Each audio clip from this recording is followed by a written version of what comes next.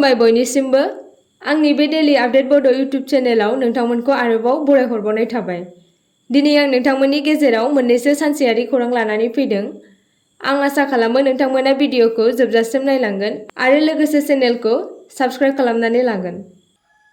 दिनैनि गिबिसिन खौराङाव दङ आसाम केबिनेटआ 48,673 फरायसाफोरनि थाखाय स्कुटिफोर राननो गनायथि होबाय। आसाम सोरखारा 45,000 नि बांसिन फरायसाफोर हौवासा आरो हिन्जावसाफोरनो आसाम हायार सेकेन्डारि आनजादाव मोजां फिथाइ मोननो हानायखौ बे बोसोराव डक्टर बानिकान्ता काकाति बान्थानि मुङाव स्कुटि होनाय जागोन। बे बाथ्राखौ केबिनेट मन्त्रि जयन्त मल्ल बरुवाया गुवाहाटीआव जानाय मंगलबारनि जथुम्मानि उनाव फोसावनाय जादों। मन्त्रि जयन्त मल्ल बरुवाया खौरां बिजोंनि सुबुंफोरनो बुंदों दि बे बोसोराव गासै 40,735 हिन्जावसाफोर आरो सा 7,938 हौवासाफोरनो साखा खबनै गारि एबा स्कुटिखौ होनाय जागोन। मेलेमगोनां फरायसाफोरनो बे बोसोराव जों 48,673 स्कुटि गथायगोन। बिनि थाखाय 60% नि बांसिन मोननाय हौवासा फरायसाफोर आरो 75% नि बांसिन नम्बर मोननो हानाय हौवासाफोरा बे बान्थानि थाखाय आरजाथाव जागोन होनना केबिनेटआ मैया बिनि थाखाय 374,74,02,038 रां गनायथि होदों। रायजो मन्त्रिमण्डलआ बुंदों दि स्कुटिफोरा थाखो 12 नि फैबाय थानाय फरायसाफोरखौ गावसोरनि ओइचएस आनजादाव मोजाङै दिन्थिफुंनो थाखाय थुलुंगा होगोन आरो फरायसाफोरनो थांलाय फैलायाव हेफाजाब होनो थाखाय खोथा होनाय बायदियै साबसिनखौ बान्था होनाय जागोन, रायजो केबिनेटआ मख'दों। बेराफारसेथिं आसाम केबिनेटआ कार्बि आंलं जिल्लायाव सा 264 गोजौ गुदि इउपि फोरोंगिरिफोरनि थाखाय गिबि दायेतनखौ गनायथि होदोंमोन। थांनाय सप्तायाव केबिनेटआ कार्बि आंलं अट'नमास काउन्सिलजों थिसनजानाय सा 131 फोरोंगिरिफोरनो बेथन होनो गनायथि होनायनि उनाव बेखौ फोसावनाय जादों। नैथि खौराङाव दङ नखर मन्त्रि बिफानआ दैबानाजों गोहोम गोग्लैनाय रायजोफोरनो 5,828.60 कौटि रां रानना होदों। नखर मन्त्रि बिफानआ मंगलबाराव दैबानाजों गोहोम गोग्लैनाय आसामजों लोगोसे मोन 14 रायजोफोरनो 5,828.60 कौटि रां रानना होदों।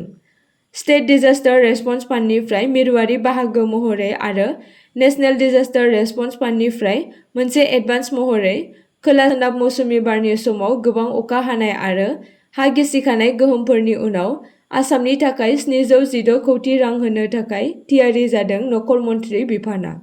आरो गुबुन गुबुन 14 रायजोफोरनि गेजेराव महाराष्ट्रआ 1,492 कौटि, अन्ध्र प्रदेशआ 1,036 कौटि, बिहारआ 655.60 कौटि, गुजरातआ 600 कौटि, हिमाचल प्रदेशआ 189.20 कौटि, केरेलायाव 145.60 कौटि आरो मणिपुरआ 500 कौटि रां मोनगोन।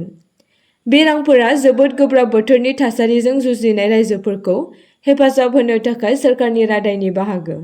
एमएइचआ गोसो होनानै बुंदोंमोन दि गाहाय मन्त्रि नरेन्द्र मदिनि दैदेननायाव आरो मिरु नखर मन्त्रि अमित शाहनि दैदेननायाव बे बोसोराव गं 21 रायजोफोरनो 14,958 कौटि रांनि बांसिन रां राननाय जादों। बेयाव स्टेट डिजास्टार रेसपन्स फान्डनिफ्राय 9,044.80 कौटि रां, नेशनेल डिजास्टार रेसपन्स फान्डनिफ्राय 4,528.62 कौटि रां आरो स्टेट डिजास्टार मिटिगेशन फान्डनिफ्राय 1,385.45 कौटि रां दङ। राङारि मददनि अनगायैबो मिरु सोरखारा दैबानाजों गोहोम गोग्लैनाय ओनसोलफोरखौ हेफाजाब होनो थाखाय गोनांथार एनडिआर हानजाफोर, रौनिया हानजाफोर आरो अख्रां सान्थ्रि हानजानि हेफाजाबखौ थिसननानै गुवारै हेफाजाब होदों। थामथि खौराङाव दङ काछारआव 45 बोसोर बैसोनि सुबुंखौ जिनाहारि खालामनायनि दायआव हमनाय जादों। आसामनि काछार जिल्लायाव मैया सासे 12 बोसोर बैसोनि उन्दै हिन्जावसाखौ जिनाहारि खालामनायनि दायआव सासे 45 बोसोर बैसोनि सुबुंखौ खानाय जादों। दायनिगिरिखौ 2012 मायथाइनि गथ'फोरखौ आथोनारि दायनिफ्राय रैखाथि होनाय पक्स' आयेननि सिङाव खानाय जादों।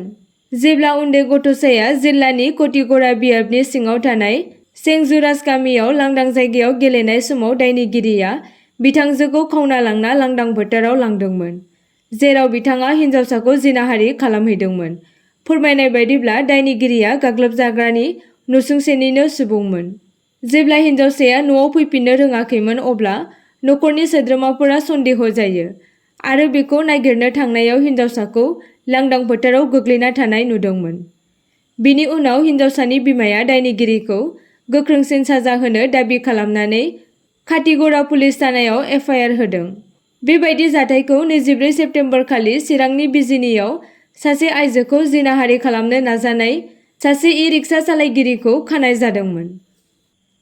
ब्रैथि खौराङाव दङ बलिउडनि फावखुंगुर गबिन्दाया हरखाबै गावनि रिभल्भारजों हान्थुआव गावखौ गुलि गावना लायो। बलिउडनि फावखुंगुर गबिन्दाखौ दिनै फुङाव बिथांनि न'आव हरखाबै गुलि गावनाय जाथायनि उनाव देहा फाहामसालियाव थिसननाय जादोंमोन। रिपर्टफोरनि बायदिब्ला बे जाब्रबथाया फुंनि 4:45 रिंगासोआव जादोंमोन, जेब्ला फावखुंगुरा कलकातासिम फुंनि फ्लाइटनि थाखाय ओंखारलांनायनि सिगां गावनि सिलाइखौ गावनि आखाइजों फुगारनाय एबा चेक खालामबाय थानाय समाव गोरोन्थियै गावनि लाइसेन्स गोनां पिस्तला हरखाबै गुलि गगारो आरो गुलिया बिथांनि हान्थुआव नांदोंमोन, जायनि थाखाय गोख्रै फाहामथायनि गोनांथि जानायनि थाखाय बिथांखौ फुंनि 5:15 रिंगायाव मुम्बाइनि क्रिटि केयार देहा फाहामसालियाव थिसननाय जादोंमोन। देहा फाहामसालिनि मावख'गिरिफोरनि बायदिब्ला बिथाङा आथिखालाव मोजां थासारियाव दं होनना खौरां मोन्नाय जादों। बबेखानि बिथांनि नखर आरो हानजाया दासिमबो बिथांनि थासारिनि सोमोन्दै मावख'आरि बिबुंथि फोसावाखै। बाथि खौराङाव दङ 500 रांनि बिलाइयाव महात्मा गान्धीनि सोलायै बलिउडनि मुंदांखा फावखुंगुर अनुपम खेरनि सावगारि।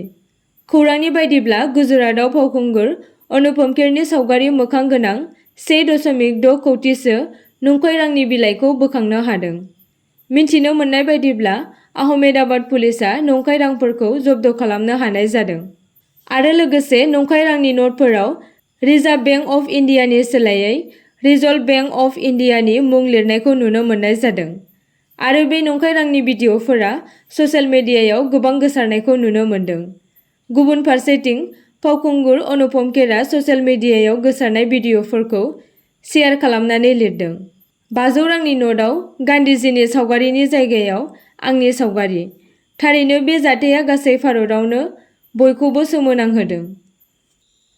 द'थि खौराङाव दङ रुनिकाटा फरायसालिमानि फरायसाफोरा प्लास्टिक फ्री समाज खालामनो स्वच्छता ही सेवा 2024 हाबाफारि लादों। रुनिकाटा फरायसालिमानि नेशनेल सार्भिस स्किम बडिनि बानजायनायाव थांनाय 22 सेप्तेम्बरनिफ्राय 2 अक्ट'बरसिम साखोन-सिखोन खालामनाय हाबाफारि खुंदों। सुबुं समाजखौ सिबिनायनि गेजेरजों फरायसाफोरनि सुबुं आरो आखुफोरखौ जौगाहोनायनि थांखिजों स्वच्छता ही सेवा 2024 नि हाबाफारिनि सिङाव नेशनेल सार्भिस स्किमआ समाजारिनि साखोन-सिखोन जानायखौ नोजोर होनानै हानजायै प्लास्टिक खननानै साखोन-सिखोन लानायनि मोनसे हाबाफारि खुङो। स्निथि खौराङाव दङ आसामाव दायनानि सन्देहआव बैसोगोरा आइजोखौ खास्रि-बिस्रियै बुथारदों। उदालगुरि जिल्लानि साहा गेरुवाझारनि साहाया बस्तियाव मोनसे दुखुनांथाव जाथायाव पुर्निया अरां मुंनि सासे बैसोगोरा आइजोखौ गोबौ हाथियारजों खास्रि-बिस्रियै बुथारदोंमोन। मिन्थिनो मोननाय बायदिब्ला दायनानि सन्देहनि थाखाय आइजोखौ गाग्लोबनायनि उनाव जेमी कारिया मुंनि दायनिगिरिया पानेरि पुलिस थानायाव गावखौनो गाव पुलिसनो गथायना होयो। बे जाथाया बावैसो सिगां क'क्राझार जिल्लानि गसाइगावआव जानाय मोनसे जाथायखौ गोसोखांहोयो, जेराव गुबुन सासे बैसोगोरा आइजो 53 बोसोर बैसोनि बागेरे हेम्ब्रमआ बेबायदि सन्देहआव बुथारजादोंमोन। गाग्लोबजानायनि जाहोनाव बिथाङा जिउ गोमादोंमोन आरो दायनिगिरिया पुलिसनि आखाइनिफ्राय बारग'नो थाखाय आथिखालाव खारखोमानानै दङ मानोना क'क्राझारनि पुलिसआ बिथांखौ नागिरगासिनो दङ। बेफोर जाथायफोरा आसाम रायजोआव दायनाजों सोमोन्दो थानाय हिंसानि सोलिबाय थानाय जेंनाखौ दिन्थियो, जाय बेबायदि हुदानि दायनिगिरि आइजोफोरनि रैखाथिनि बागै गोब्राब जिंगा सिखांहोदों। दाइनथि खौराङाव दङ गवालपारा प्रफेसारनि भाइरेल भिडिअ'आ एडिआरइजों सोमोन्दो गैया होनना आसामनि डिजिपिआ रोखा खालामदों। गवालपारा फरायसालिमानि इंराजि बिफाननि प्रफेसार माजबुल हक चौधुरीनि सायाव ग्रेड 3 आरो ग्रेड 4 मासिनि थाखाय सुबुंफोरनिफ्राय रां लानाय भिडिअ भाइरेल जानायनि अजद सिखांनायखौ नुनो मोन्दोंमोन। जिल्लानि सासे सुबुंनिफ्राय लाख लाख रां लानाय मोनसे भिडिअ'आ ससियेल मिडियायाव भाइरेल जादोंमोन। नाथाय Assam director general of police DGP GP सिंहआ रोखा खालामो दि गोसारनाय भिडिअ'आ थांनाय फेब्रुआरि 2023 नि मोनसे गोजाम भिडिअ'सो आरो बे रां लानाय जाथाया जायखिजाया सोलिबाय थानाय आनजादफोरजों जेबो सोमोन्दो गैया।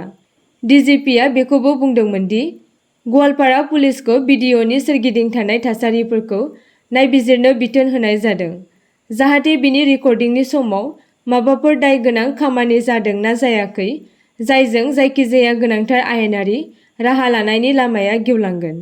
ससियेल मिडियायाव भाइरेल जानाय भिडिअ'आव नुनो मोननाय जादों दि चौधुरीया जिल्लानि सासे सुबुंनिफ्राय गोबां बिबांनि रां लादों, जाय सुबुंफोरनि गेजेराव गोब्राब जिंगा सिखांदों। बेखौ मिन्थिनो मोननाय जादों दि चौधुरीया सासे बारग' कंग्रेस दैदेनगिरि आरो आसाम प्रदेश कंग्रेस कमिटिनि सोद्रोमा आमजाद आलीनि फिसाज्ला, जाय सासे उखिलबो। आसा खालामो नोंथांमोना भिडिअ'खौ नायनानै मोजां मोनगोन आरो चेनेलखौ लाइक आरो साबस्क्राइब खालामनानै लागोन।